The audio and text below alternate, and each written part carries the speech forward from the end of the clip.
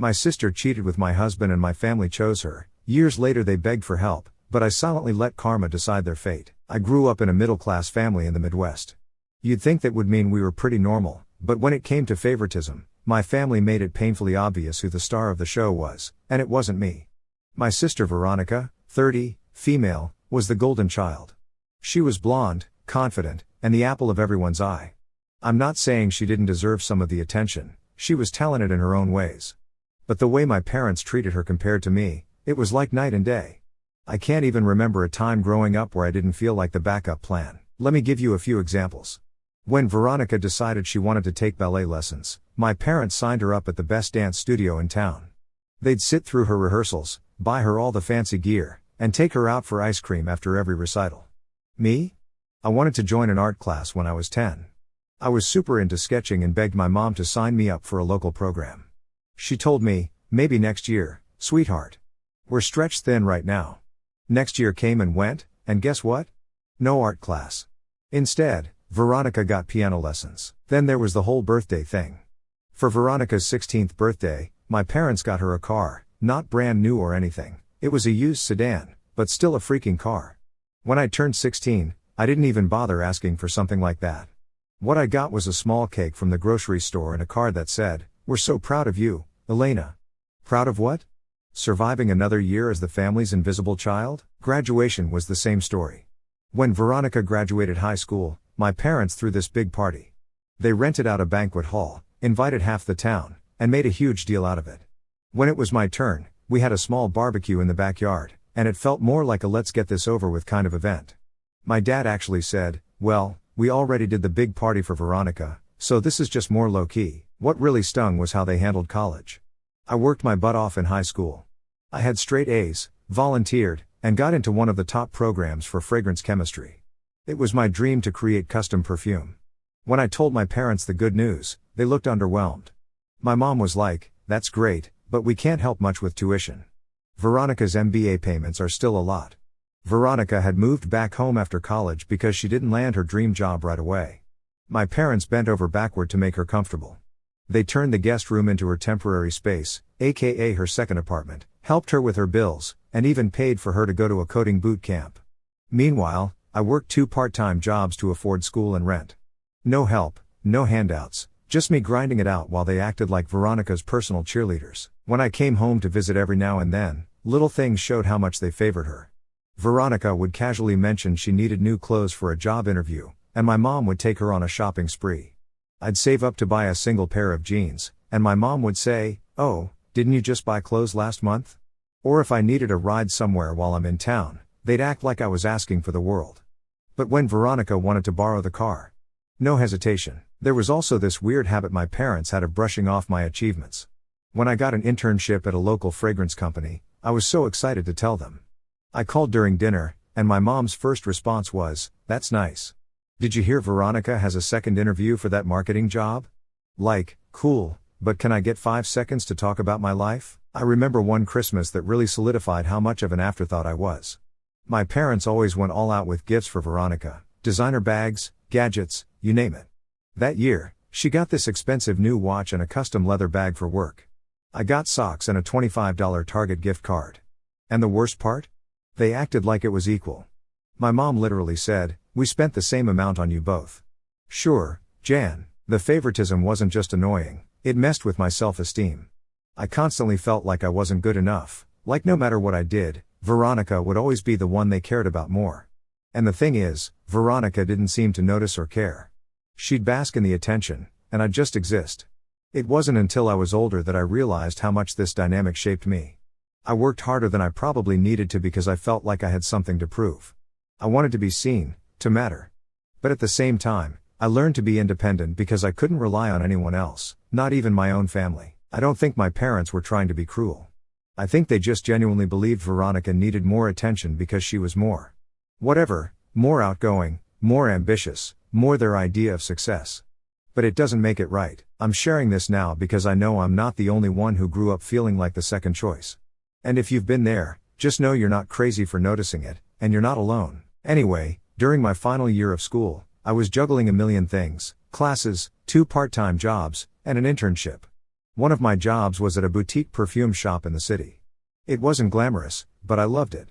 I spent my days surrounded by beautiful fragrances, experimenting with scents when I could, and helping customers find their signature. For me, it wasn't just a job, it felt like a small step toward my dream. That's where I met Adrian. He came into the shop one afternoon looking for a custom scent for a client. He was tall, polished, and had this easy confidence about him. At first, I thought he was just another wealthy guy who wanted something expensive to impress someone. But he surprised me. He actually seemed interested in the process, asking about the ingredients, how scents were layered, and what inspired my creations. We spent nearly an hour working on the perfect blend, and by the time he left, I was impressed by how down-to-earth he was. He wasn't flashy about his success, even though it was obvious he had money. He came back a week later to pick up the final product, and instead of just saying, thanks and leaving, he stayed to chat. Over time, Adrian became a regular at the shop. He'd stop by to talk about business, creativity, or life in general. I learned that he ran a startup that had recently hit it big, but he never flaunted it. He was more interested in hearing about my studies and my goals.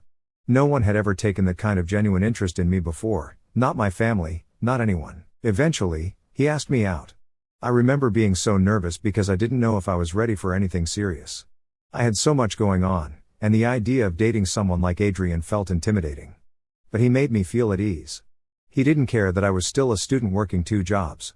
He admired my drive and passion, and he made me feel seen in a way I never had before. Our relationship moved quickly, but it felt natural. Adrian was supportive in ways I wasn't used to. When I had late-night assignments, he'd send me takeout so I wouldn't forget to eat. When I was stressed about exams, he'd remind me to take breaks and breathe. He wasn't just my boyfriend, he became my biggest cheerleader. When Adrian proposed a year after we started dating, I was stunned. I knew we were in a good place, but I didn't expect it so soon. He planned this whole elaborate evening, dinner at a rooftop restaurant, soft music, candles, the works. When he pulled out the ring, I didn't even hesitate.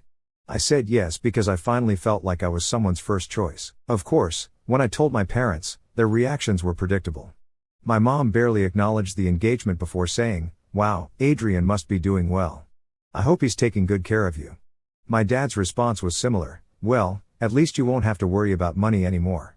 They didn't ask about the proposal, the wedding plans, or even how I felt. It was all about Adrian and what he could provide. At our engagement dinner, my mom leaned over and whispered, "You know, Adrian must have some friends. Veronica could use someone like him." I tried to brush it off as a one-time comment, but it wasn't. Every time I talked to my mom after that, she'd find a way to bring it up. "Have you talked to Adrian about introducing Veronica to anyone? You know Veronica's been so unlucky in love. Maybe Adrian could help." It was like she couldn't stand the idea of me having something Veronica didn't. The wedding planning process was a nightmare. My mom acted more excited about what Adrian's side of the family was contributing than about the actual wedding. She'd say things like, "Well, at least they're paying for the venue. That's nice of them," as if it wasn't my wedding too. The wedding day itself was beautiful, but of course, Veronica couldn't just let me have my moment. She showed up in this over-the-top dress that looked more like something you'd wear to prom than to your sister's wedding. She spent half the night networking with Adrian's friends and colleagues, like she was trying to audition for a role in his life. And the comments, oh my god, the comments. She joked loudly about how lucky I was to find someone like Adrian, saying things like, "Wow, Elena really hit the jackpot, didn't she?" Or "Adrian must have a soft spot for hardworking women." I could feel the backhanded compliments dripping with jealousy. I wasn't the shadow anymore, and Veronica couldn't handle it. I saw it in the way she acted around Adrian, overly friendly, always laughing at his jokes like they were the funniest thing in the world. At one point during the reception, I caught her cornering him by the bar, and it made my stomach turn. When I asked her later what they talked about, she shrugged and said, "Oh, nothing. Just thanking him for being so good to you." The honeymoon phase of my marriage was everything I wanted it to be, but my family's behavior lingered in the back of my mind. My mom kept pushing me to involve Veronica in Adrian's social circle, like it was my responsibility to find her a wealthy husband too. At first, I thought I was imagining things, like maybe I was being too sensitive or insecure. But then I started noticing how Veronica treated me differently. She stopped pretending to be supportive and started making subtle digs about my relationship. If Adrian posted something sweet about me online, she'd leave a sarcastic comment like, "Guess we know who the favorite is now." Instead of celebrating with me, my family acted like I owed them something for my success. I should have trusted my instincts. I should have seen the warning signs. But at the time, I was just trying to enjoy this new chapter of my life, even if it meant ignoring the cracks forming under the surface. About a month into our marriage, Veronica started showing up unannounced. And when I say showing up, I don't mean popping by for a quick hello. I mean waltzing into my home like it was hers. She'd arrive mid-afternoon, always overdressed for no apparent reason, heels, designer bags, a full face of makeup. It wasn't like we lived in a fancy neighborhood. Our townhouse was in a quiet suburban area, and most of our neighbors were the yoga pants and messy bun type. At first, I tried to brush it off. Maybe she just wants to spend more time with me, I thought. But no, she wasn't coming to see me. She'd spend most of her time hovering around Adrian. She'd linger in the kitchen while he cooked. He loved making homemade pasta. It was his thing, laughing at his jokes like she was auditioning for a rom-com. It made me so uncomfortable. I remember one day I was folding laundry in the living room when I overheard them in the kitchen. Adrian was explaining how he made his bolognese sauce, and Veronica was laughing so loudly you'd think he was a stand-up comedian. It wasn't just a polite chuckle, it was that kind of laugh, the kind that makes your stomach twist because you know it's not about the joke. I told Adrian how I felt. I even tried to make it sound casual. I said something like, "Hey, I love that Veronica's visiting, but maybe it's a bit much." He just shrugged and said, "She's your sister. She's probably just lonely." Lonely? Veronica wasn't lonely. She was bored. There's a difference. Things escalated when she started coming over even more frequently. Once, I came home from work to find her sitting on our couch with Adrian, eating takeout from our favorite place like they were having a little date night. When I asked what she was doing there, she smiled and said, "Oh, I was in the neighborhood and figured I'd keep Adrian company since you were working late." That's when I started to notice other things. Veronica had this knack for finding reasons to touch Adrian, fixing his tie, brushing lint off his shoulder, leaning in a little too close when she talked to him. Adrian didn't seem to notice, or at least he pretended not to. One night, everything came crashing down. I had just gotten home from a long shift at the boutique. I walked into the house and heard them in the kitchen. Veronica was laughing again, that same laugh. I stood there in the hallway, frozen, just listening. I finally worked up the courage to walk in, and there they were. Veronica perched on one of the bar stools, leaning forward, while Adrian stood across from her with this stupid grin on his face. I don't even remember what they were talking about. All I remember is how my heart sank. Later that night, I confronted Adrian. I said, "What's going on with you and Veronica?" He looked at me like I was crazy. "What do you mean?" "She's your sister." "Exactly," I said. "So why does it feel like she's here for you and not me?" He denied everything, said I was overthinking it, said Veronica was just friendly and I needed to relax. But I couldn't shake the feeling that something was off. The final straw came a few weeks later. Adrian started coming home late. He always had an excuse: work dinners, meetings, errands. One night, he walked in the door at nearly midnight. He smelled like perfume, and not just any perfume, something floral and sweet, like jasmine and vanilla. I'm a perfumer, I know every scent in my collection, and that wasn't one of mine. I didn't even have to ask. He admitted it before I could get the words out. "Elena," he said, "Veronica and I are in love." In love. Those two words hit me like a freight train. My sister. My husband. I couldn't even process it. All I could think was, how? When? Why? I didn't cry, not right away. I just stood there staring at him while he mumbled something about how these things happen and he didn't mean for it to happen. I felt like I was watching my life unravel in real time. The next day, I called my parents. I was desperate. I needed somewhere to stay while I figured out what to do. My mom answered the phone, and I explained everything. I told her I needed to come home, just for a little while. She hesitated. "Oh honey, I'd love to help, but the house is under renovation right now. It's such a mess." Renovation? They'd lived in that house for 20 years and never renovated a thing. So I called my dad. He gave me the same line: "It's just not a good time, sweetheart. You know how it is." I hung up the phone and just sat there staring at the wall. My parents had never been there for me, not really, but this? This was a new low. I wasn't just dealing with a betrayal from Adrian and Veronica. I was being abandoned by my entire family. I spent that night in our guest bedroom, scrolling through apartment listings I couldn't afford and wondering how I'd gotten here.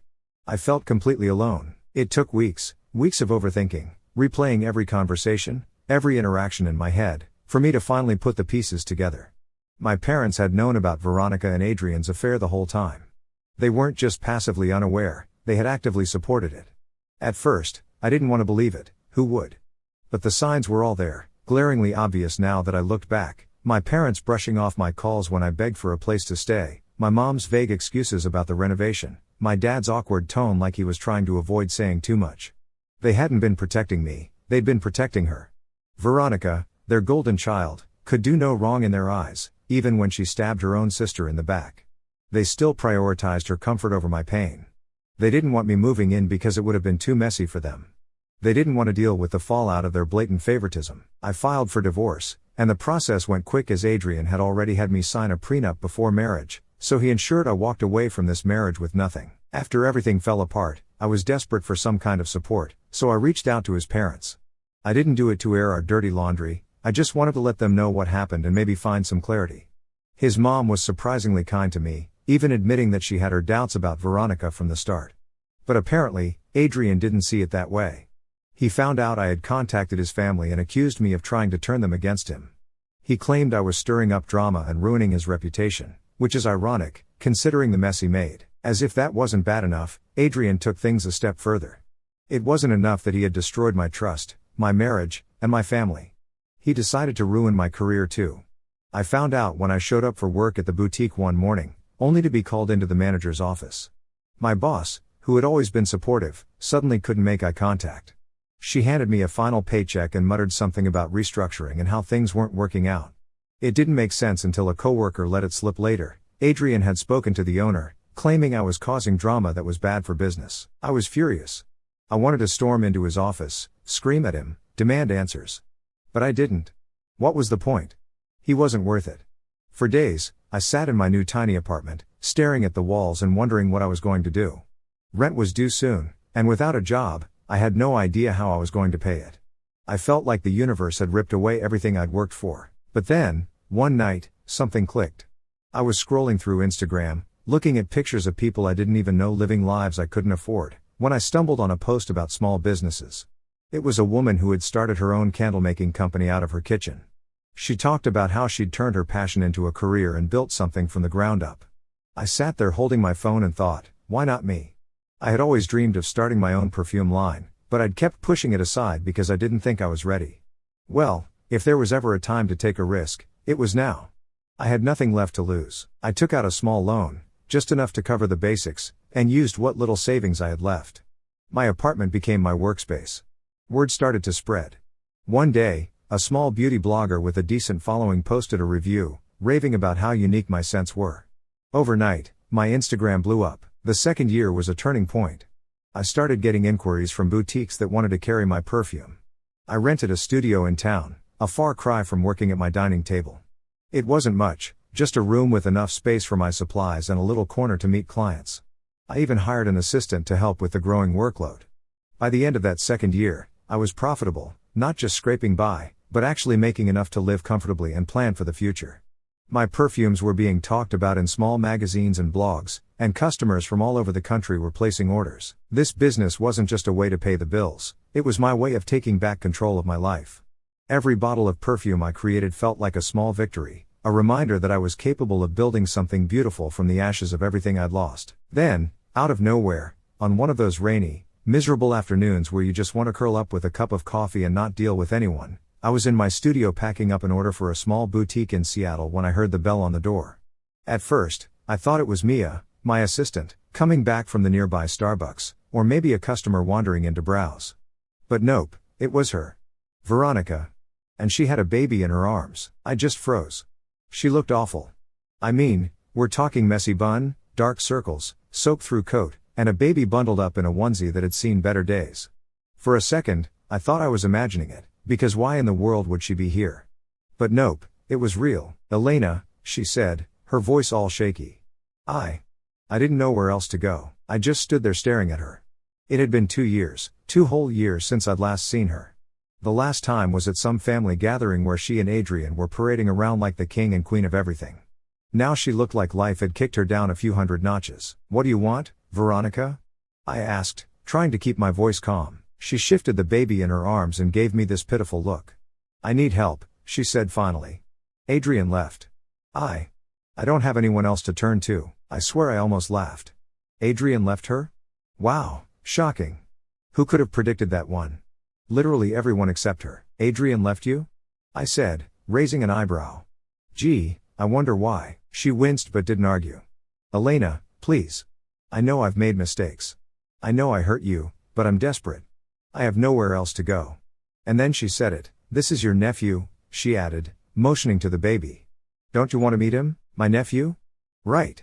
I glanced at the baby. He looked innocent enough, but then I looked back at Veronica, the same sister who had blown up my life without a second thought, and any sympathy I might have felt disappeared. Why don't you call Adrian? I asked. Isn't this his kid? Her face turned red, and she started stammering. Well, no. He's not. Of course he wasn't. It all came spilling out after that. Apparently, after Veronica won Adrian, she realized he wasn't exactly the dream husband she'd imagined. Sure, he had money, but he was also controlling and kind of a jerk. Shocking. So naturally, she started cheating on him. She kept draining his bank account to fund her lifestyle, luxury bags, trips, all that. But when Adrian found out she was cheating, he cut her off completely. Since then, she was trying to keep up appearances, buying designer clothes and posting old vacation photos to make it look like her life was still perfect. But you can only fake it for so long. And when she came to me that day, she was absolutely falling apart. Elena, please, she begged, tears streaming down her face. I know I don't deserve your forgiveness, but I'm begging you. I have no money, no home, nothing. I can't do this on my own. I just stared at her. Part of me wanted to scream, are you kidding me? The same sister who took my husband, ruined my marriage, and acted like I was nothing was now standing in my studio begging for help? You have some nerve, I said finally. You didn't care about me or my life when you were blowing it up, but now you want me to bail you out? She started sobbing harder, and honestly, I wasn't moved. This wasn't new. Veronica had always been good at turning on the waterworks to get what she wanted. I don't have anywhere else to go, she said again. That's not my problem, I replied. You made your choices, Veronica. Now live with them. Or go to your lovely parents. Just stay the hell out of my life, all of you. I walked to the door, opened it, and motioned for her to leave. She hesitated, standing there like she thought I'd suddenly changed my mind. But when she saw I wasn't budging, she clutched the baby tighter and walked out into the rain without another word. As the door shut behind her, I stood there for a minute, letting it all sink in. I didn't feel bad, not really. Maybe for the baby, sure, but not for her. I went back to my desk and tried to focus on work, but my brain wouldn't shut up. I kept thinking about how far I'd come since the mess she'd made of my life 2 years ago. Her showing up like that would have broken me, but now? I felt free. I don't owe Veronica anything. She made her bed, she can lie in it. I've spent too much time trying to clean up after her messes, and I'm done. I've always believed in karma. It might not come immediately, but eventually, people get what's coming to them. And let me tell you, karma didn't hold back. Not only with Veronica, but also Adrian and even my parents. Adrian's business went downhill faster than a kid on a sled in January. After he left Veronica, she didn't go quietly. She dragged him all over social media, posting long dramatic rants about how he'd emotionally abused her and controlled her every move, never mind that she was the one cheating on him while living off his money. The thing is, people talk, and word spreads fast in his industry. Potential investors backed out, business partners stopped answering his calls, and his reputation tanked. Adrian wasn't the saint he pretended to be, and people finally started seeing it. Last I heard, he sold his company for way less than it was worth just to cut his losses and pay off debts. One day, Adrian showed up out of nowhere. I was in my studio testing a new blend when he walked in like we were old friends. He looked different, less polished, more tired.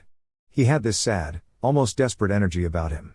He started with some awkward small talk, and then it came. I made a mistake, Elena. I didn't realize what I had until I lost it. He went on about how Veronica had ruined his life, how he missed the way things used to be with me, how he was hoping we could start over. I didn't even let him finish. I just looked at him and said, Adrian, I built myself a whole new life, and there's no space for you in it. Then I told him to leave. The audacity of that man. Eventually, Veronica had to move into a small apartment in a not-so-great part of town.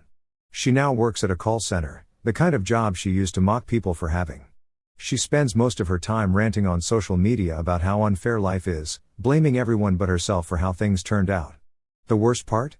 She still tries to act superior, posting passive-aggressive quotes like, "Some people are so lucky, but I guess not everyone deserves it." And my parents? Oh, they didn't come out unscathed either. When Veronica's life started falling apart, they did what they always do, bailed her out. They sold their house, a place they'd lived in for over 20 years, and used the money to cover her debts. They moved into a cramped condo on the outskirts of town, a far cry from the home they once took so much pride in. I heard they're struggling financially now. My dad had to pick up part-time work as a delivery driver, and my mom started sewing alterations out of their living room to make ends meet. They haven't called me once to apologize or even acknowledge what happened. Instead, they send these weird guilt-trippy emails every few months, stuff like, "Family is all we have, Elena. You should reach out sometime." But you know what? I don't feel bad, not for any of them. As for me, things couldn't be better. My business is thriving in ways I never could have imagined. I opened my first storefront, a cozy little shop in Chicago, and it's been a hit. We've got customers coming in from all over, drawn by our personalized approach to creating sense. On a personal note, I've also moved on in the best way. I'm now engaged to Ethan. We're planning our wedding for next spring, a small ceremony with close friends and a few family members, and by family, I mean the chosen kind, not the ones who stabbed me in the back. We've already joked about how the reception will smell amazing because I'm custom blending a scent for the day. Anyway, that's my story. Life's a lot better when you cut out the toxicity and focus on yourself. I'm in such a good place now, and honestly, I wouldn't change a thing. It all led me here. Thanks for reading, Reddit. You've been my little therapy session today.